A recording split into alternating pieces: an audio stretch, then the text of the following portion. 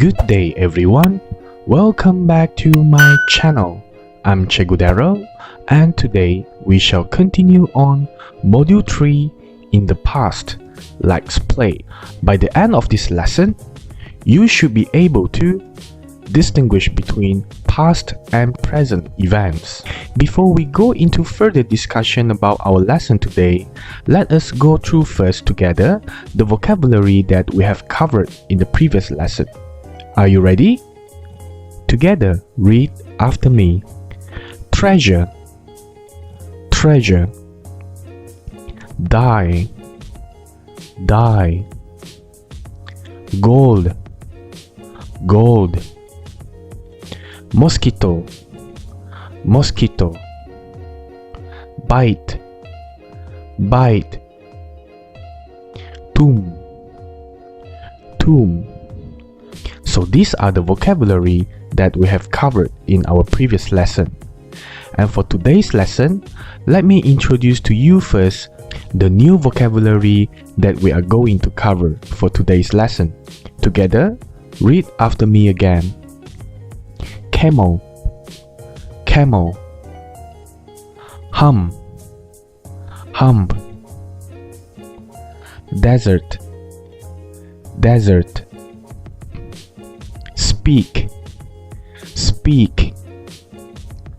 Wig, wig. So these are the vocabulary that we are going to cover in our lesson today while we learn about past and present. Talking about past and present, in this lesson, I'm going to guide you on how to distinguish between past and present sentences. I make a simple table here so that it will be easier for you to identify the characteristics between simple past and also simple present. I'm not going to go deep into the discussion for simple present because it will be taught later on in the lessons after this. Whereby, for simple past, we have also discussed about this in our previous lesson for the same module as well. Hence, today, I'm just going to touch up for simple past and slightly review on simple present. For simple past, you will have to know first, simple past is used to talk about events happened in the past.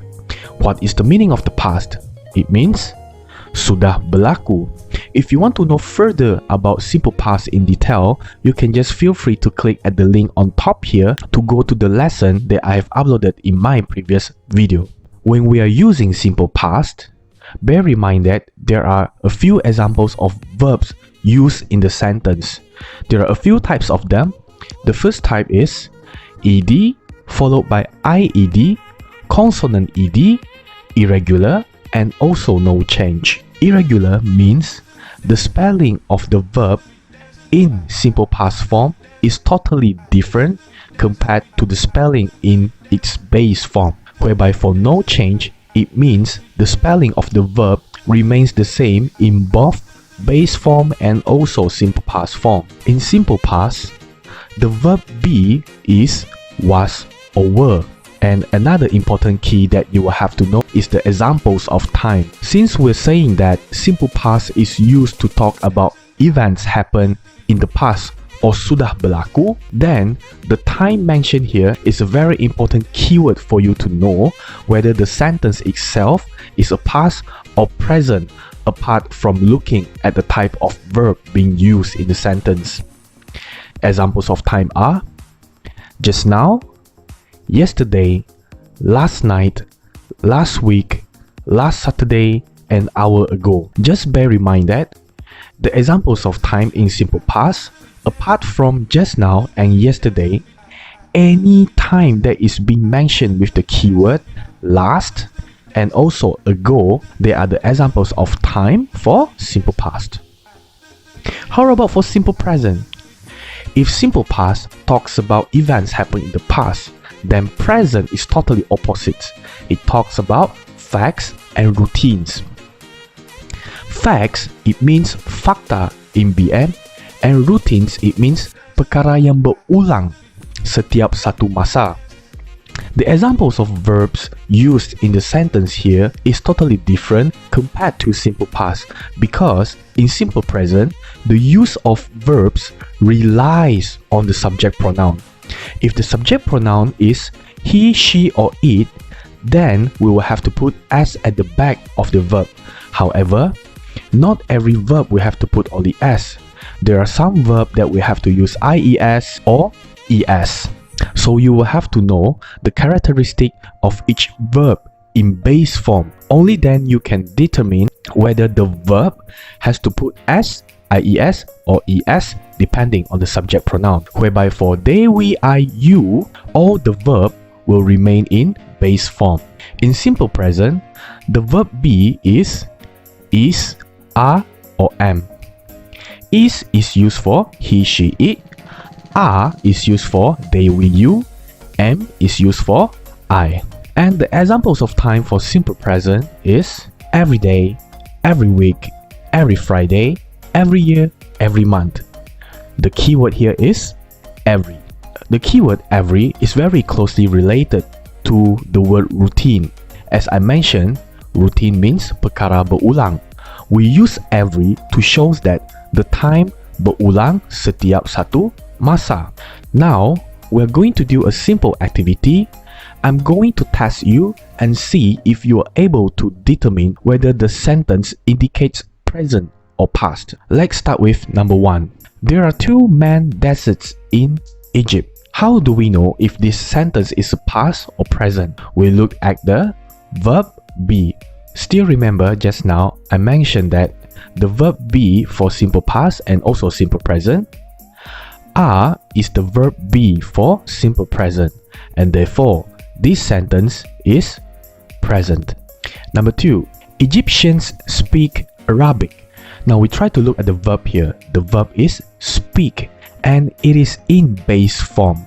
Is it simple past or simple present that has base form for the verb? It's simple present. Remember, they, we, I, you, there is no s at the back and it remains in the base form. Hence, the word speak here proves that this sentence is present. Next, number 3. Egyptians made cat mummies. We look at the verb made. Made is an irregular verb of simple past for make. Hence, this is obviously a past. Next, number 4. The longest river in the world, the Nile, is in Egypt. The keyword here is the verb be, which is. Is the verb be for simple present. Hence, the sentence here is present. Number 5. Egyptian camels have got 1 hump.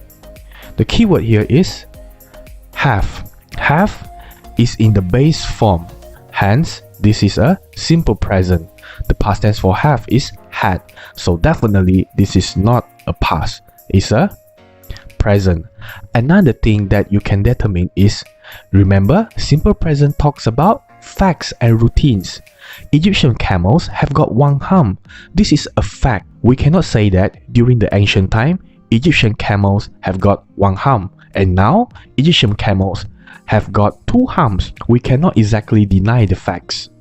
Hence, it is present. Number 6.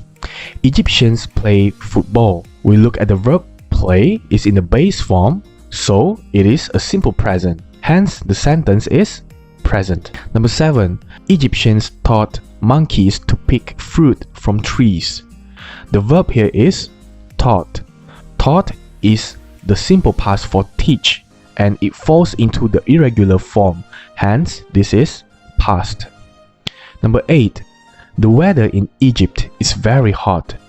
Keyword, the verb be, is under simple present. So the answer is present.